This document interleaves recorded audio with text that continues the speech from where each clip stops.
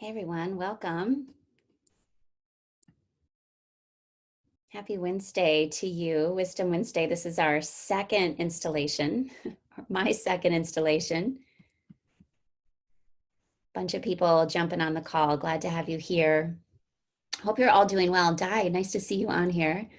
Hope you're all doing well in these final countdown towards holidays, whatever your holiday looks like this year, maybe perhaps different than normal. But really glad to have so many of you here with me, both on Zoom and via Facebook. This is recorded, so if you have to jump off, it'll be on the YouTube, Heartland YouTube channel. It'll be on the Facebook page as well. And please feel free to share with people. So as we're waiting for more people to join, I just want to let you all know, thank you so much. I was kind of shocked at how many people joined me last week, Wednesday. So feel really excited and honored to share some of this wisdom with you. As I said last time, this isn't my wisdom. I am just a practice channel at allowing things to flow through me. And even as I'm writing these sort of talks, it's very clear that I'm being directed as to what needs to be covered. So one of my reasons behind starting this has just been this crappy year we've all endured, 2020. And the real awareness that change has to happen. This sense that we're all being initiated into something different for our lives. You know, when we come up against hardship, we all have choices. And so I felt really strongly about the inner work, how we manage our energy, what we bring to the table, what we bring to our communities and our families and our workplaces is really essential. And it's time for us to all get serious about it. So these 7 weeks that I'm doing, last week, we talked a bit about the importance of the energy we bring to a room, the importance of what we offer. We talked about the scientific concept of entrainment. One of my favorite teachings, this idea of entrainment, and a scientific concept that shows up in every science, biology, physiology, psychology, chemistry. This idea that energy basically lines up with the other energies. So fireflies flash together. And this concept that the energy we bring into a room impacts the energy of others around us. And what I taught last time is that the most powerful person in the room is always the calmest. So the one who has the most steadfast, settled energy is always the most powerful one in the room.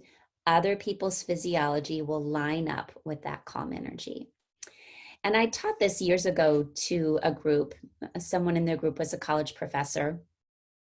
And at the time, she came to me afterwards and said, I'm embroiled in a sort of major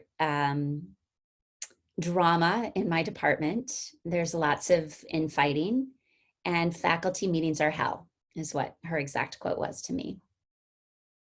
She said, after I learned about entrainment, I decided to approach faculty meetings differently. And she decided that instead of going in and trying to speak and argue and get her point across, that she would do the work prior to the faculty meeting of being in her body, being in a really calm nervous system, and go into this meeting exuding that calm energy.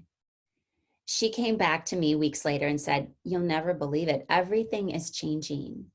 By me just simply being there, my presence, she's like, I no longer speak in these meetings, but I sit there with the most calm, steadfast, grounded energy I can muster, and everything is changing. So I say that on the eve of perhaps holiday celebrations for you, that we are powerful when we walk into a room with a really calm and steadfast demeanor. So that's another reason why I felt very strongly about getting some of this Wisdom Wednesdays going. So last week we talked about the root. So this chakra system is simply a mirror. It's an energy system that's been sort of written about, thousands of year old system. Last week we worked with our foundation, our sense of stability, security, safety, the energy behind this root chakra, the element associated with it is earth, right? Super steadfast. You don't change a rock. It does evolve, but it takes millions of years. So we're moving from this sense of stillness that's in the root chakra up into the second chakra now. And the element associated with the second chakra is water. So we go from stillness and stability to movement and change. So this is the mark of the second chakra, movement and change. So if change makes you nervous, you are hardly alone. Change tends to be a big fear for many of us. And the podcaster Tim Ferriss, he has a great quote. He says that people would rather be unhappy than uncertain. Do you relate to that? Would you rather be unhappy than sort of face massive change and uncertainty? I relate to it. I'll just be completely honest with all of you. And the interesting thing is that neuroscience also backs up Tim Ferriss's quote that sometimes we would choose uncertainty over potential happiness. Uncertainty registers in our brain in the same way that a mistake or an error does. So we feel this strong need to correct it, right? So if we feel uncertainty, we're like, oh no, something's wrong. Something's wrong. I have to correct this. I don't like this. I don't want to be here. Whereas we all know, we could all look back on our life and see how change, movement, something different often was, the best thing that happened to us, even if we were resisting it to begin with. So it's really important for us all to acknowledge and hold fast to is that consciousness thrives on change. And all of you, my guesses, would not be here listening to something like this today, Wisdom Wednesdays, if you weren't a seeker, if you weren't someone who was curious about expanding your consciousness. So without change, our minds get dull. There's no growth, there's no movement, there's no life. So the second chakra is often called the seat of life. And that's because it contains so many of our big issues. And it also contains so many of our biggest pleasures in life. It truly is the seat of life. So our second chakra is all about our emotions, our creativity, pleasure, movement, sexuality. It's all contained in this second chakra, which is basically between your navel center and your genitals. That is sort of the area that I'm talking about energetically. If we were to map it onto your physiology, onto your body, that's sort of where this energy center is located. And this energy center develops. So if you remember me talking last week about the root starts to develop in utero through about the first year of life. Whereas the second chakra, the seat of pleasure, emotion, movement, is about 6 months to 2 years of life. And that's when babies start to move. That's when babies get up and start to walk. There's movement, there's flow. Prior to that, a baby, can't move necessarily. There's stillness. Now we get into flow and movement. But as I've explained, these energy centers, they open and close in response to life, in response to stress, in response to trauma. So if we think about this seat of pleasure, the seat of movement and flow that we're talking about today, injury to it or challenge to it can come in the package of any kind of emotional trauma that happened, especially early on in life. It can certainly come through sexual trauma or abuse. And we know that that's unfortunately rampant. 1 out of 3 women have had some kind of sexual trauma, 1 out of 6 men. So it's not an uncommon thing. Also, deep morality and religion can sometimes be a challenge to our second chakra, as can alcoholic families, as can inherited issues. So we carry a lineage. The generations that come before us impact us, which means that if we had parents that had their own second chakra issues around creativity and money and sexuality, and they didn't clear it, we may have inherited it. So, we have the potential to clear. So my teacher, Deepak Chopra, this still sort of blows my mind, this concept, but I want to share it with you because I believe it's truly powerful, that we have the power to actually heal 7 generations back and heal 7 generations forward in terms of the work we do through meditation, through our practices. So even if we've inherited some trauma from the past, through our own work, we can break cycles and then, bring change to the lineages that come after. So it's a powerful idea. Again, sort of hard for me to fully embody or think about that, but it feels strong. It feels like there's truth to it. So the Sanskrit word for the second chakra is Svadhisthana, which is translated to mean sweetness, right? So this chakra is all about what makes life sweet. The greatest pleasures of life: beauty, creativity, art, sex, food, right? The 5 senses. This is what this chakra is all about. And the second chakra truly requires us to be present, right? Truly requires us to be present to these 5 senses, to what's going on in the present moment. So it seems only fitting, and again, I did not plan this out, people. I am not that on top of it. But here we are talking about the pleasure center right at the time that we're coming up against these holidays that tend to really in some ways go excessive with the pleasure: over sugar, over drinking, overeating, over consuming, over buying, right? So here we are exploring this this energy center today, and it feels like it's, of course, impeccable timing. And again, that was not necessarily me. So I do want to talk today about the pleasure principle, which is actually a phrase that was coined by Freud, but many researchers have continued this idea of pleasure. And it makes sense. We veer as humans. We are inclined towards pleasurable experiences, and we are inclined to distance ourselves or push away pain. So naturally, if we're in balance, we're going to move towards pleasure and we're going to push away from pain. That's how we're wired to be. It's how we need to be. So it's very instinctual. Pleasure invites us to expand. You just bring to mind a pleasurable event, you feel your whole energy system expand. Whereas pain is contraction. And we all hold pain in the body, right? We all have these contraction points in the body. So there's these opposite spectrums, right? We expand or we can contract in response to pain. And really, if we are living in and working with pleasure, it relaxes us. Pleasure has the capacity to release the tension that we're carrying in the body. And again, allows us to tune into these 5 senses, to be really fully present in the world.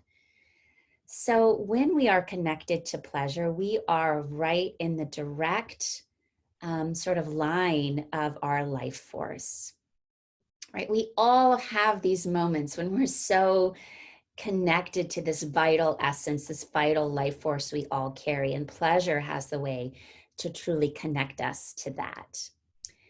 So questions to raise for you, questions that I myself have really sat with a lot in my life is, how was pleasure regarded in your family? How was pleasure regarded in your community? How was pleasure regarded in your tribe, your friend group? Was there times for laughter and play and joy and freedom? Or, were you taught that life is about work and self-sacrifice? Were you taught that you needed to choose reality all the time? Like, this is reality, kid, buck up. We have to work, right? Or were you given freedom and space to really explore and be with pleasure? So One of the challenges of this culture in particular, many challenges to this culture. I love it. I live in it, but there are challenges. But our challenges are what actually grow us and help us expand. So one of the real challenges of our culture is that many of us have equated maturity or being an adult with the ability to deny pleasure, right? We become an adult and suddenly, fun, pleasure, dancing, squealing, skating, whatever we used to do goes away because we're an adult and we have to make a living and get by. We are also taught that pleasure can be dangerous. Do any of you relate to that? Right? That it's not okay to feel things in your body like that, or it's not okay to have too much fun. So we're then taught to repress, right? This innate need that we have for pleasure in our life. So it's this like double-edged sword, right? That too much pleasure can turn to addiction. Not enough pleasure turns to sort of repression and becoming sort of a dry, brittle, unfun person, right? So there's a continuum here. So this next piece is really important for you to hear, and I'm going to repeat it a couple times. The primary pleasures we all have need for pleasure, and we all have a need for intimacy, for connection, for healthy touch, for emotional sharing, for creative expression. These are some of the really necessary needs for pleasure that we all have as humans. But if these are denied, so if we're denied the ability to be in intimate, close connection with someone, or to be vulnerable and open, or to have healthy touch, or to be able to be creative, if these are somehow thwarted at some point in our life, parent, school, friends, partners, this is thwarted, or we thwart it in ourselves, then we will turn to secondary pleasures as a means to meet our need for pleasure. And what are these secondary pleasures? You all know them. Drinking, smoking, sex, shopping, numbing out, overeating, undereating, acting out, right? So again, if our primary pleasure needs are thwarted somehow, and there's so many ways they can be thwarted, but if that need for connection, intimacy, touch, sensuality, creativity, aliveness, if somehow that is thwarted, then it is very common that we're going to turn to some kind of secondary pleasures. And secondary pleasures never satisfy our longing for these primary pleasures. So the alcohol never fills the gap for that deep desire to be seen and loved and touched. It just doesn't. But we keep going back to these secondary pleasures because maybe we don't know how to make contact with the primary pleasures. So, pleasure is a life force. You see it in children. Now, I live with 3 children, and I see the strong drive that they have towards pleasure and laughter and fun and frivolity. It is in every single one of us. But sometimes we have been trained or taught, even by very well-meaning people, to be scared of feeling good or to be scared of being too alive. So this is part of the yoga tradition that I very much appreciate, that the yoga tradition is trying to teach us to be more alive, to be more vitally exuberant and feel more, be with all of this intense energy. In fact, yogis do practices, asana, breath work, meditation to create a stronger container to hold this vast vitality and energy that we all contain. But we often get scared of this vitality, and so we will do things to unravel it. So let me give you a couple examples. Friday night, we often naturally feel a sense of exuberance. Work week is done. So we already are on a natural high. I made it through a week. What do? We go to the bar and we have a happy hour drink to numb out that exuberance, right? We all have done this, right? Or we go pick up a pint of ice cream as, you know, a reward for getting through our hard week. So my biggest example of this came early, and I've shared this story with some people before if you were in the Remind class, so it might be a repeat. This is my Dairy Queen story. So I was at one of my first full yoga weekends, right? It was like a Friday night, couple sessions on Saturday. I'd never gone to like a full weekend. I'd done a class here and there, but I'd never gone to a full weekend. And I went to this class and I felt so good. I could not believe how expansive and free and uplifted I felt by being in this group of people and doing these practices.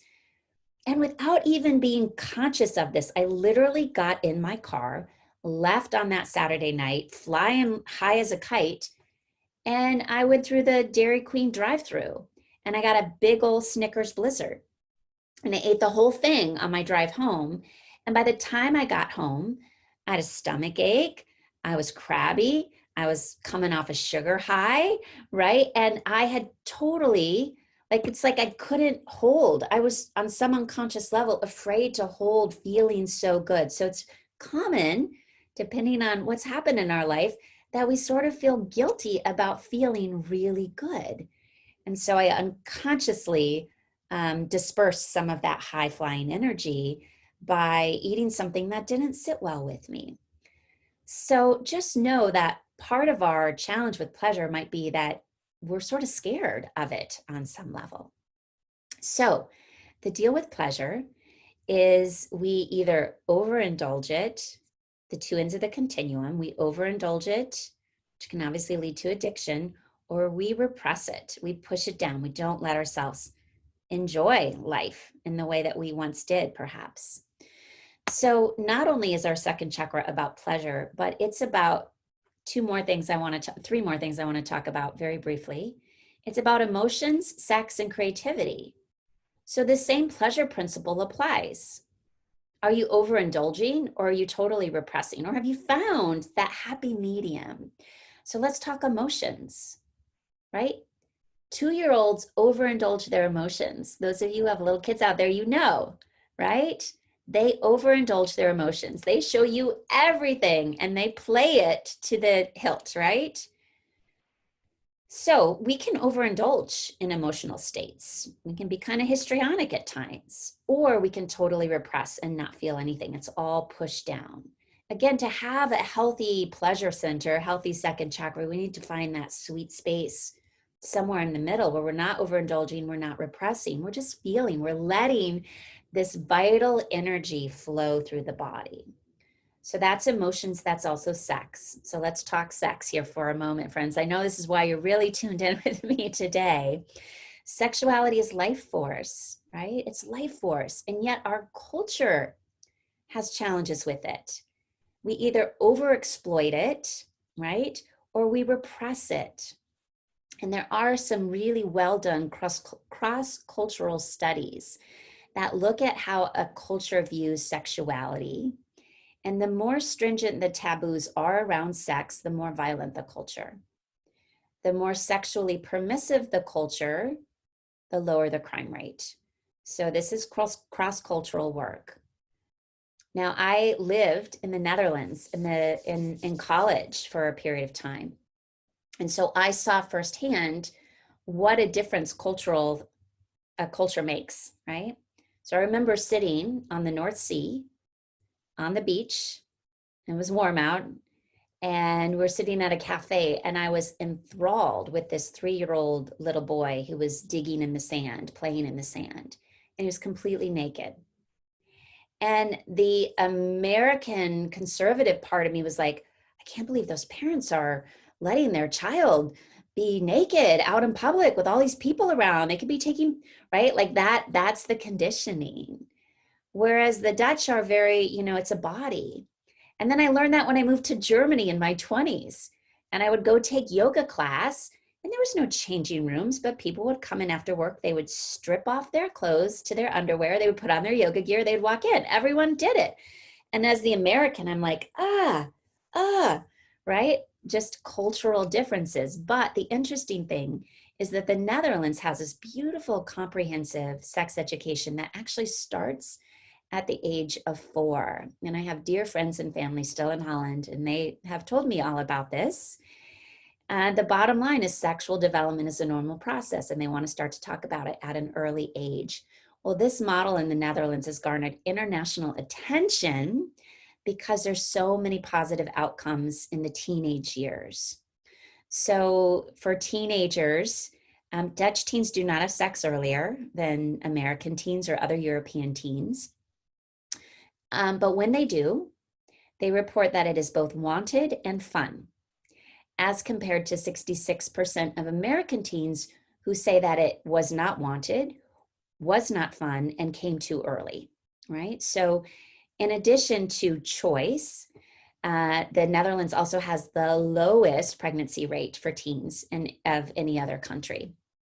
So there's something about an ability and a willingness to not repress, but to not also go the other way, right? It's finding that happy medium. So again, sexuality, sensuality is this healthy flow of energy through the body.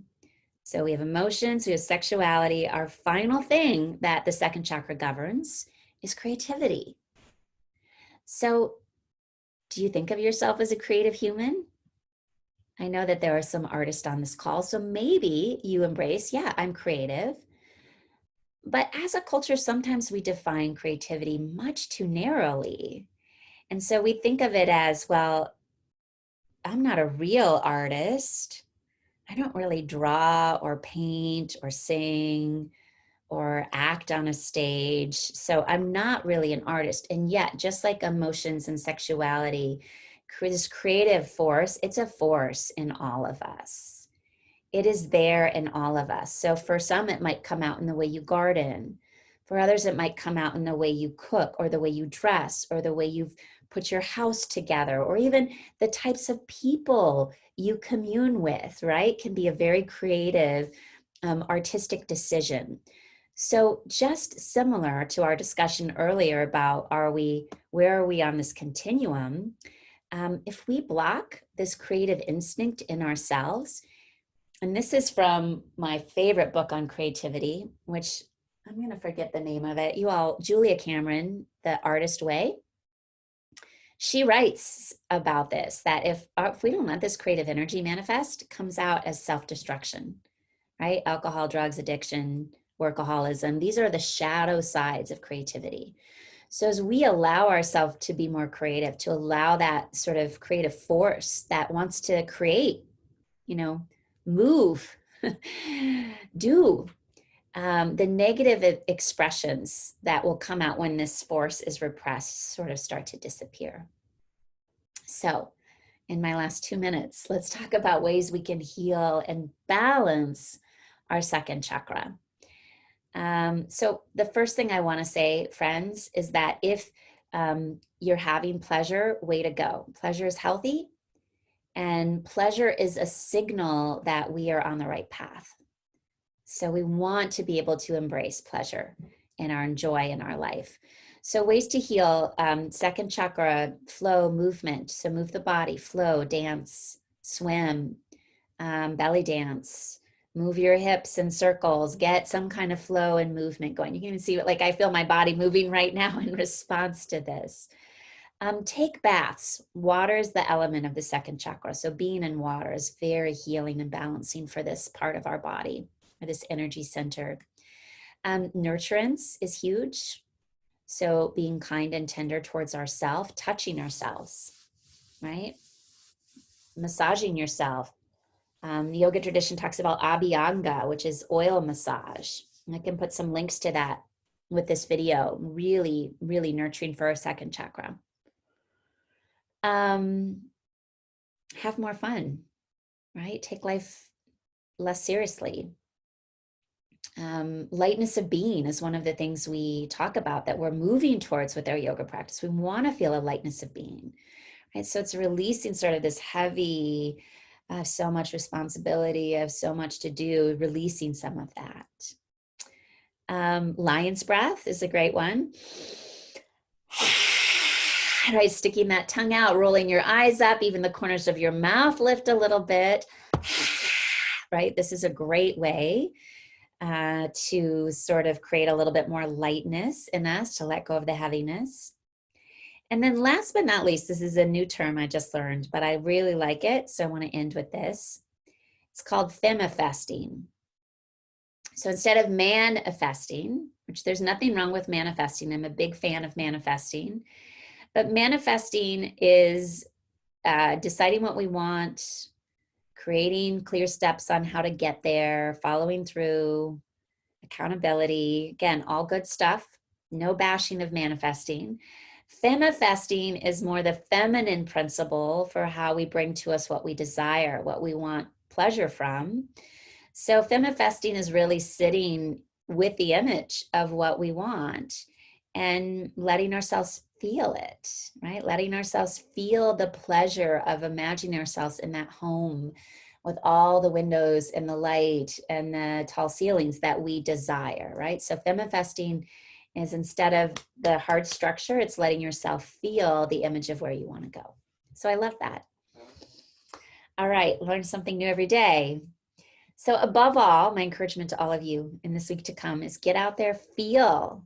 Feeling is the essence of the second chakra. Flow, be in the flow, right? Be open to change and movement. We all enjoy being moved by great art, great food, great people, great experiences, great movies, right? So allow yourself to be moved and enjoy yourself. Pleasure is your birthright. All right, friends, love to all of you. This will be posted if you want to share it. Thanks to all of you for being here. Merry Christmas if you celebrate Christmas. Happy Hanukkah. I know I think it's 8 days, right? Happy holidays to everyone, and love to all of you. I'm just reading some of the chats. Thank you, Kathy, for reminding us. We heal ourselves if all times are one. So she's talking about, I think, 7 generations of healing back and forward. If all times are one, if we heal ourselves now, we heal both the past and we heal the future. So beautiful.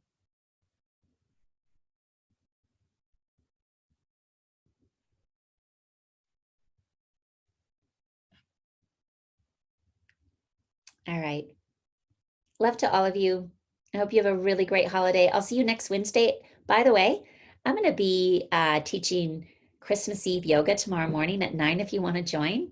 And also we'll be here on Saturday teaching as well. So please jump on if you could use a little yoga in the midst of these coming days. All right. Bye-bye.